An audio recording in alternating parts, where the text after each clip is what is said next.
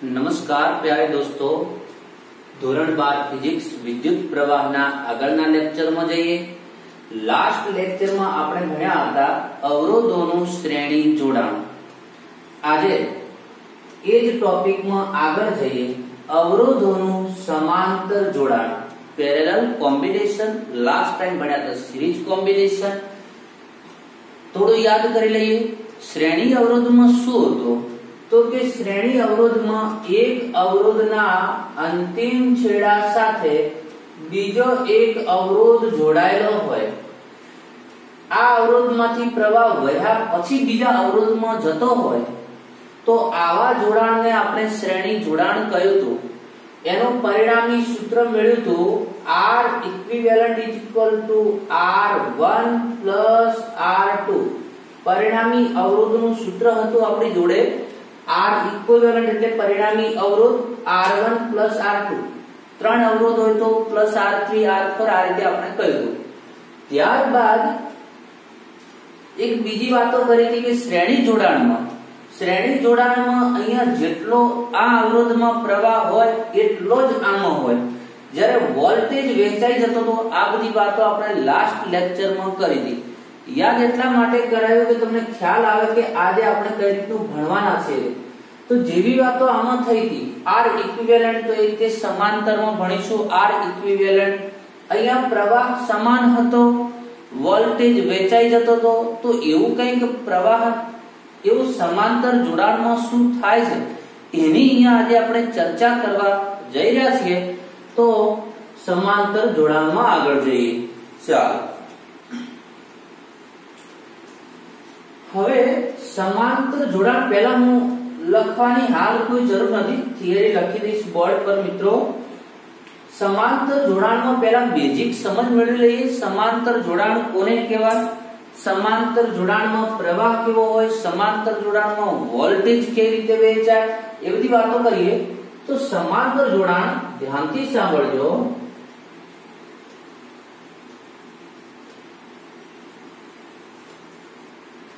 આ રીતે આ અવરોધનો એક છેડો, આ અવરોધનો એક છેડો, ધ્યાનથી સાંભળો બધા. આ બે છેડાઓને કોમન કરેલા હોય, મતલબ બે કોઈ એક બિંદુ આગળ બંને છેડાઓને ભેગા કરેલા હોય અને બીજી બાજુના છેડા બીજા બિંદુ આગળ ભેગા કરેલા હોય, મતલબ કોમન કરેલા હોય, જોડાયેલા હોય. તો આવા જોડાણને સમાંતર જોડાણ કહે છે. ફરીથી, એક બાજુના છેડા એક બાજુ કોમન, એક બિંદુમાં કોમન કરેલા હોય, બીજી બાજુના છેડાઓ એક બીજા બિંદુમાં કોમન કરેલા હોય તો આવા જોડાણને શું કહીશું? સમાંતર જોડાણ કહીશું.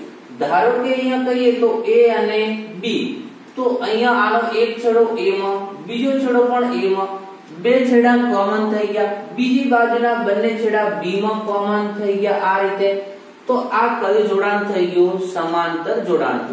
એવી રીતે ત્રણ અવરોધ પણ હોઈ શકે. ત્રણ અવરોધનો એક એક છેડો A માં, બીજી તરફના છેડા B માં. તો આ ત્રણ અવરોધ સમાંતર જોડાણમાં છે એવું કહી શકાય. ખ્યાલ આવે છે મિત્રો? બસ આ રીતે જ યાદ રાખીશું. સમાંતર તમે આગળ ક્યાંક તમે ધોરણ 10 માં પણ ભણ્યા છો તો એ બધી વ્યાખ્યાઓ છે એ બધી તમને મૂળભૂત નથી, ફંડામેન્ટલ નથી. તો આ રીતે તમે ધ્યાનમાં રાખશો. ઓકે, હવે બીજી વાત છે કે સમાંતરમાં દરેકે દરેક અવરોધમાં વોલ્ટેજ સમાન હોય. આ બહુ મહત્વની વાત છે. દરેકે દરેક અવરોધને સમાન વોલ્ટેજ મળે છે. જ્યારે પ્રવાહ વહેંચાઈ જાય છે તો સર આમાં કઈ ખબર ના પડે. ચાલો ખબર પાડીએ. ધારો કે હું આને બેટરી જોડું છું 12 વોલ્ટની, સપોઝ મેં બેટરી જોડી દીધી. 12 વોલ્ટની બેટરી જોડીયાનો મતલબ કે આ બેટરી અહીંયા રહેલા જે મુક્ત ઇલેક્ટ્રોનોને 12 વોલ્ટ 12 જૂલ પ્રમાણે ઉર્જા આપશે. આવું આપણે એક બેઝિક રીતે કહીએ. તો વોલ્ટેજ છે જે એ વોલ્ટેજ શું છે બેટરીનો? તો ઇલેક્ટ્રોનને મળતી ઉર્જા છે. હવે ધ્યાનથી સાંભળજો મિત્રો કે વોલ્ટેજ હવે આને પણ 12 વોલ્ટ મળશે, આને પણ 12 વોલ્ટ મળશે, આને પણ 12 વોલ્ટ મળશે. આપણને 12 વોલ્ટની બેટરી ત્રણેયને 12 વોલ્ટ કઈ રીતે મળશે? સમજીએ. વોલ્ટ એટલે ઇલેક્ટ્રોનની ઉર્જા, એટલું ધ્યાનમાં રાખજો. હવે અહીંયા 12 વોલ્ટની બેટરી છે. ધારો કે અહીંયા 3 ઇલેક્ટ્રોન ગયા, 3 ઇલેક્ટ્રોન છે. તો આ 3 ઇલેક્ટ્રોન ને સપોઝ 12 જૂલ ઉર્જા મળે છે એવું આપણે માની લઈએ. મિત્રો 12 વોલ્ટની છે એટલે 1 કુલમ દીઠ 12 જૂલ ઉર્જા મળશે. પણ આપણે અહીંયા એવું હાલ સપોઝ એવું માની લઈએ કે આ 12 વોલ્ટની બેટરીમાંથી 3 ઇલેક્ટ્રોન ને 12 જૂલ ઉર્જા મળી. આની પાસે 12 જૂલ, આની પાસે 12 જૂલ, આની પાસે. એ તો મળે જ, કેમ કે એક જ બેટરી બધાને ધક્કો મારે છે. એક જ બેટરી બધાને ધક્કો મારે છે. તો આ ઇલેક્ટ્રોન પણ આ બેટરીની ઉર્જાથી ગતિ કરે છે, આ પણ આ બેટરીની ઉર્જાથી ગતિ કરે છે, આ પણ અહીંયા બેટરીની ઉર્જાથી ગતિ કરે. આ તારમાં રહેલા બધા જ ઇલેક્ટ્રોન મિત્રો એ આ બેટરીની ઉર્જાથી ગતિ કરે છે, તો બધાને સમાન ઉર્જા મળે. હવે ધ્યાનથી સાંભળજો. આપણને એમ થાય કે અહીંયા બધી જગ્યાએ વોલ્ટેજ સમાન મળ્યું કઈ રીતે? આ 3 ઇલેક્ટ્રોન એવા 3 નથી. અહીંયા લોટ ઓફ ઇલેક્ટ્રોન છે મિત્રો, પણ આપણે 3 ઇલેક્ટ્રોનના ઉદાહરણથી સમજ્યા. આ 3 ઇલેક્ટ્રોન અહીંયા આયા, એમાંથી એક ઇલેક્ટ્રોન ધારો કે અહીંયા ગયો, બીજો ઇલેક્ટ્રોન અહીંયા ગયો, ત્રીજો ઇલેક્ટ્રોન અહીંયા ગયો. તો અહીંયા ગયેલો ઇલેક્ટ્રોન એ 12 જૂલ ઉર્જા લઈને ગયો, અહીંયા ગયેલો ઇલેક્ટ્રોન 12 જૂલ ઉર્જા લઈને ગયો, આ રહેલો અહીંયા ગયેલો ઇલેક્ટ્રોન પણ 12 જૂલ ઉર્જા લઈને ગયો. મિત્રો ધ્યાનથી સાંભળજો. આ બધી વસ્તુઓ બુક વાંચવાથી ક્યારે સમજાતી નથી, એટલે ધ્યાનથી સાંભળી લેજો, શીખી લેજો એક વખત. ઓકે, ચાલો.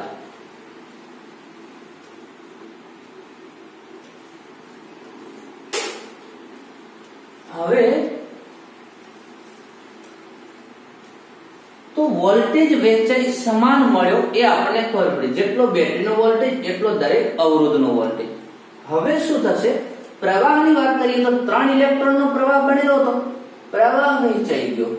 આને 3 ઇલેક્ટ્રોન કે આને 3 ઇલેક્ટ્રોન કે આને 3 ઇલેક્ટ્રોન એવી રીતે મળતા નથી.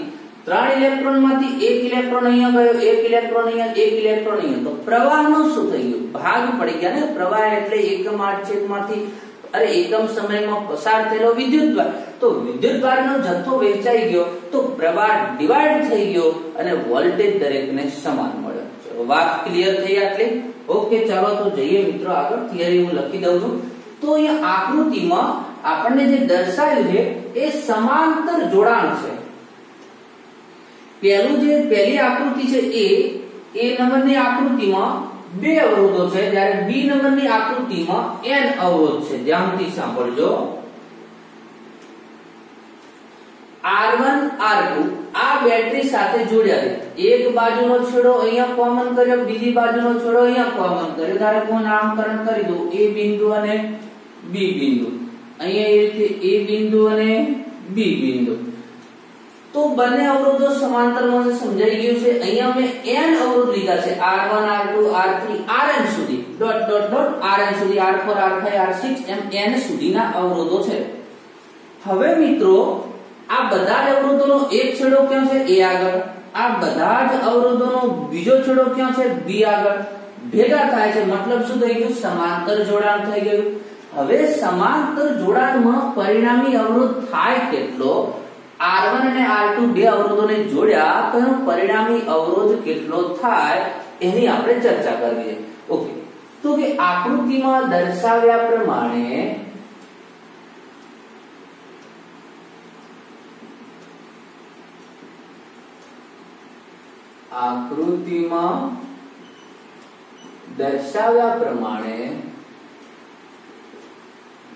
અવરોધોને સમાંતરમાં જોડવામાં આવ્યા છે. અવરોધોને કેવી રીતે જોડવામાં આવે છે ભાઈ? સમાંતરમાં જોડવામાં આવ્યા છે. હવે ધ્યાનથી સાંભળો. અહીં દરેક અવરોધને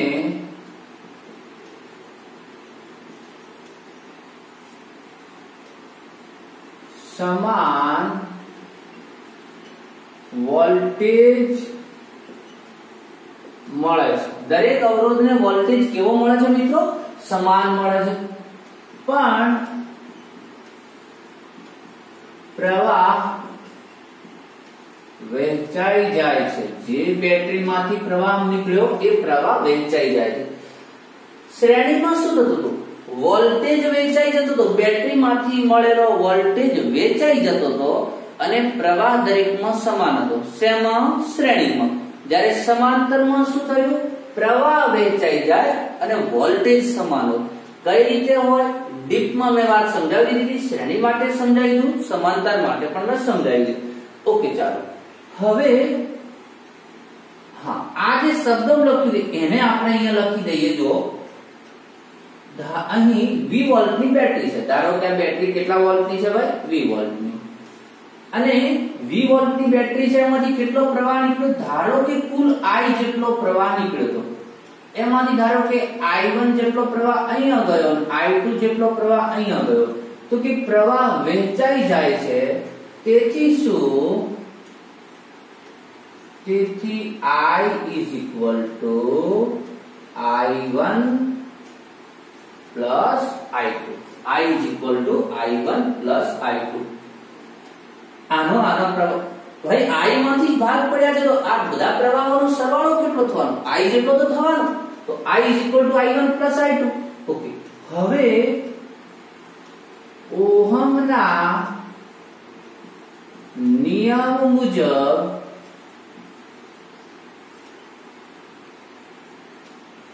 V બરાબર IR. V બરાબર IR છે તો I બરાબર કેટલા થાય? V by R. તો I બરાબર V by R. તો જો પરિણામી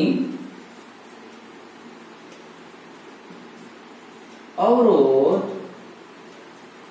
R ઇક્વિવેલન્ટ હોય તો આપણે કુલ અવરોધને R ઇક્વિવેલન્ટ કહી દઈએ, કુલ વોલ્ટેજને V કહી દીધું, કુલ પ્રવાહને I કહી દીધું. R ઇક્વિવેલન્ટ હોય તો I બરાબર શું થશે? તેથી I બરાબર V by R. તો V upon R equivalent. I1 બરાબર શું થશે? I1 એટલે પહેલા અવરોધનો પ્રવાહ. અરે ભાઈ, અહીંયા મેં પરિણામી પ્રવાહ લીધો તો અવરોધે પરિણામી લીધો. પહેલા અવરોધનો પ્રવાહ લઈશ તો મારે અવરોધે પહેલો લેવો પડશે. જ્યાં પ્રવાહ લઉં એ અવરોધ લેવો પડે. તો I1 is equal to V by R1 અને V by R2. V1 V2 લખવાની જરૂર નથી. કેમ નથી? કારણ કે V બધે સરખો છે. મેં કહ્યું કે V વોલ્ટની બેટરી હોય તો આને V વોલ્ટ મળે અને આને પણ V વોલ્ટ જ મળે. તો વોલ્ટેજ વેચાઈ જાય મિત્રો. VV કેન્સલ કરી દો.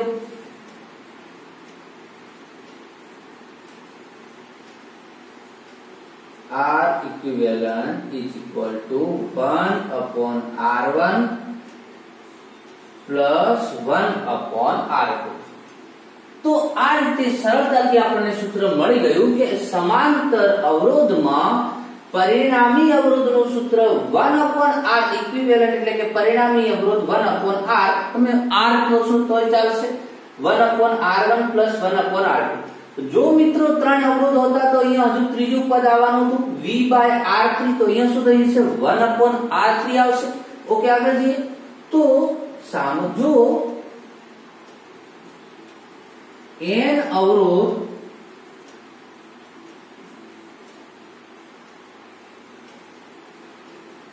જોડવામાં આવે તો તેથી R equivalent બરાબર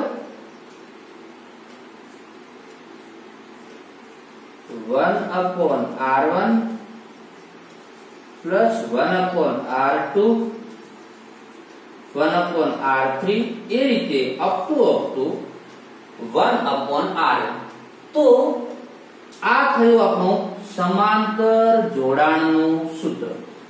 ચાલો, તો આ બે અવરોધ હતા, ત્રણ અવરોધ તો પ્લસ 1 upon R3 n અવરોધ હોય તો આ રીતે. તો પરિણામી અવરોધ અહીંયા શું થશે? પરિણામી અવરોધનો વ્યસ્ત બરાબર બધા જ અવરોધોના વ્યસ્તનો સરવાળો છે એવું કેવું હોય તો કહી શકાય. તો આ થયું આપણા સમાંતર જોડાણનું સૂત્ર. ખાસ ધ્યાનમાં રાખજો મિત્રો. હવે બીજી વાત કરીએ થોડી. તમારે જ્યારે બે અવરોધ માટે હવે ડાયરેક્ટલી સૂત્ર આપણે આ રીતે મૂકીશું તો બરાબર ધ્યાનથી સાંભળો. જ્યારે બે જ અવરોધ જોડેલા હશે, લખી દીધું છે મિત્રો, નોટ પેન લઈ બેસજો, નોંધ કરતા રહેજો. ક્યાંક તકલીફ પડતી હોય જોવા મળો તો એક સ્ક્રીનશોટ લઈ લેજો, પોઝ કરીને વિડીયોને, અને ત્યારબાદ પછી લખી લેજો. જો બે અવરોધ હોય તો આપણે કહ્યું કે R1/R = 1/R1 + 1/R2.